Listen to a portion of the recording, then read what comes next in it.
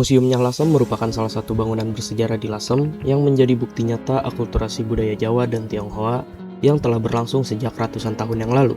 Menurut penuturan Pak Agi, selaku pengelola Museum Nyah Lasem, bangunan ini diperkirakan telah berdiri sejak tahun 1780 dan hingga kini masih mempertahankan nilai sejarah serta filosofi dalam setiap bagiannya. Museum ini secara resmi didirikan pada tahun 2016 sebagai bentuk pelestarian sejarah dan budaya, dan sejak tahun 2021 dikelola oleh Bapak Agi bersama dengan Ibu Lili, istri dari almarhum Cio Wangsin, sang inisiator berdirinya Museum Nyah Lasem, dan tidak hanya berfungsi sebagai tempat tinggal saja, tetapi juga sebagai pusat produksi seperti membatik, memasak, dan juga berdagang.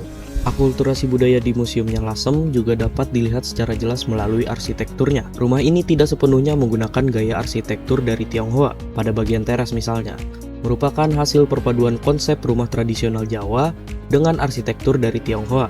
Hampir setiap elemen bangunan di Museum Nyah Lasem juga memiliki makna yang filosofis. Salah satunya adalah penggunaan warna hitam dan putih pada pintu samping, yang mana menurut kepercayaan masyarakat pada masa itu berfungsi untuk mengaburkan aura negatif agar tidak masuk ke dalam rumah. Di sudut kota Lasem, tepatnya di Jalan Jatirogo nomor 10, Kelurahan Pandean, Karangturi, berdiri sebuah bangunan tua yang menyimpan jejak panjang sejarah peranakan Tionghoa di Indonesia. Rumah Oi kini telah memasuki generasi ke-7 dengan Bapak Muklis sebagai pengelolanya pada saat ini. Jika dulu berfungsi sebagai tempat tinggal keluarga, kini rumah Oi telah bertransformasi menjadi museum, kafe, sekaligus tempat penginapan. Menurut penuturan Mas Yani, tim manajemen rumah Oi, arsitektur bangunan ini merupakan perpaduan unik antara budaya Jawa, budaya Tionghoa yang mendominasi, serta sedikit sentuhan gaya kolonial. Keistimewaan lain dari bangunan ini terletak pada teknik konstruksinya, yaitu tanpa satupun paku digunakan. Sebagai gantinya, seluruh struktur kayu disatukan menggunakan pasak atau yang biasa disebut patek atau pasek, yaitu sebuah metode tradisional yang membuat bangunan ini tetap kokoh berdiri lebih dari 2 abad. Di dalam rumah, jejak 7 generasi keluarga Oi masih dapat kita saksikan melalui deretan foto yang terpajang, menjadi saksi bisu perjalanan panjang keluarga ini dari masa ke masa. Salah satu koleksi paling berharga adalah kebaya encim, dibuat pada tahun 1935. Keunikannya terletak pada bagian kancing, di mana setiap kancingnya menyimpan foto suami dan juga anak-anak dari Nyonya Oi Tiong Gio, sebuah bentuk kenangan yang dijahit langsung ke dalam busana. Selain itu, terdapat pula kemul tambal sewu, yaitu kain hasil jahitan tangan Nyonya Oi Guat I atau Oen Chien Nio, generasi keempat keluarga Oi yang dibuat pada tahun 1963. Rumah Oi bukan sekedar bangunan tua saja, ia adalah warisan hidup yang merekam akulturasi budaya, ketangguhan arsitektur Nusantara, dan kisah panjang komunitas Tionghoa peranakan di Tanah Lasem.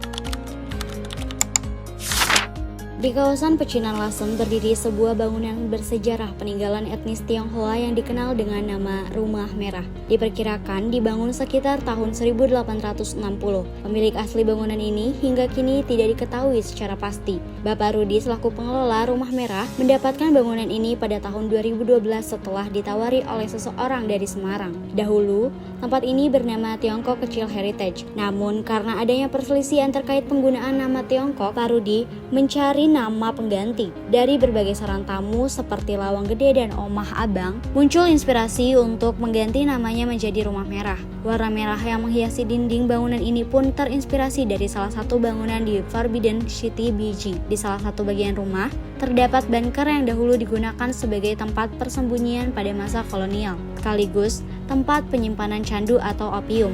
Mengingat saat itu usaha candu masih legal di kalangan masyarakat Tionghoa. Bunker yang semula berwarna putih ini kemudian diselaraskan menjadi merah agar serasi dengan warna bangunan. Setiap lubang angin di Rumah Merah juga menyimpan makna filosofis. Titik di tengah melambangkan Tuhan Yang Maha Esa, 12 anak panah melambangkan 12 sio dalam peninggalan Tionghoa, sinar matahari melambangkan rahmat Tuhan bagi setiap sio, dan arah anak panah yang kembali ke titik tengah melambangkan kembalinya setiap rahmat kepada Sang Pencipta yang bermakna kematian.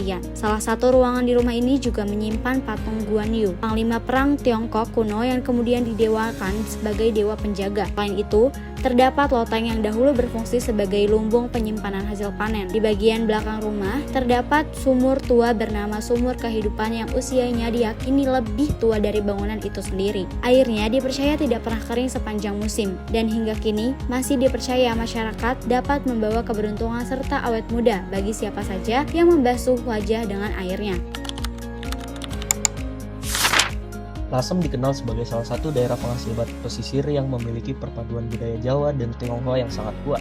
Salah satu tokoh yang sering dikaitkan dengan perkembangan batik Lasem adalah Nyak Kiok. Melalui batik, kita bisa melihat bagaimana dua budaya berbeda dapat berpadu dan menghasilkan karya yang khas serta bernilai tinggi. Akulturasi budaya pada batik Lasem terlihat dari motif dan warna yang digunakan. Pengaruh budaya Tionghoa tampak pada motif naga, burung hong, bunga seruni, dan penggunaan warna merah yang dominan. Sedangkan budaya Jawa terlihat pada motif tradisional seperti parang dan lunglungan serta filosofi batiknya yang masih dipertahankan hingga sekarang. Salah satu ciri khas batik Lasem adalah warna merah yang dikenal dengan sebutan merah darah ayam.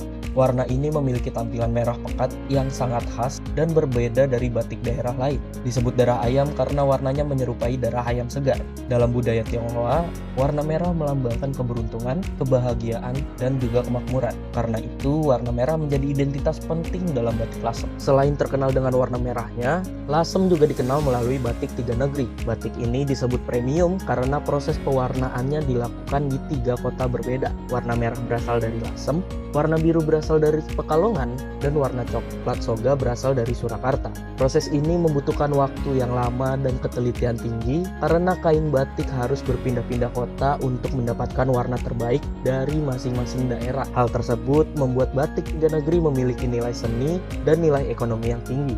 Dalam praktik sehari-hari, proses pembuatan batik di tempat Nyak Kiok dilakukan bersama masyarakat lokal atau pribumi.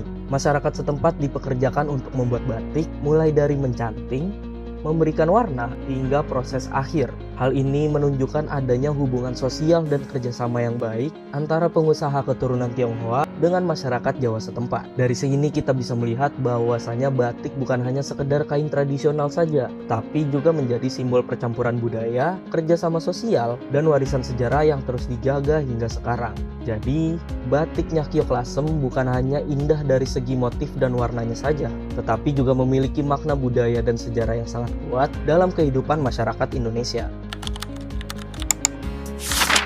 Kopi Lelet bukan hanya tentang menikmati secangkir kopi. Di balik rasa dan tradisinya, terdapat cerita tentang perjumpaan budaya, kedekatan sosial, dan kehidupan masyarakat Lasem yang tumbuh dalam keberagaman. Jadi di Lasem itu sangat unik. Tradisi ngopi saja, padahal Lasem itu bukan penghasil biji kopi kan.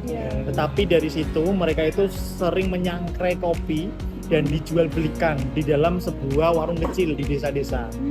Warung kecil inilah yang disebut dengan kopi lelet. Menyajikannya dengan kopi biasa, cangkir kecil, tetapi ketika sudah habis, ampas itu dituang dalam lepek. Siapin tisu kering untuk diambil airnya supaya terlihat kering. Setelah itu kita punya satu rumus, yaitu susu kental manis untuk dituangkan ke dalam ampas tadi sebagai media atau alat untuk menempelkan ke dalam sebatang rokok. Jadi antara kopi dan rokok kalau di Lasem itu tidak bisa dipisahkan. Tradisi desanya. Lasem itu tempatnya nongkrong. Semua kalangan, itu nanti di santri, nanti di orang Jawanya sendiri, terus masyarakat sekitar. Kadang orang yang masih berturunan Tionghoa juga ikut ngopi. Karena seperti Pak Rudi, pemilik Rumah Merah itu juga suka banget dengan kopi. Jadi nggak bisa terbantahkan, walaupun bahan dasarnya adalah biji robusta. Biji robusta kalau klasternya kan dibawa dari Arabica.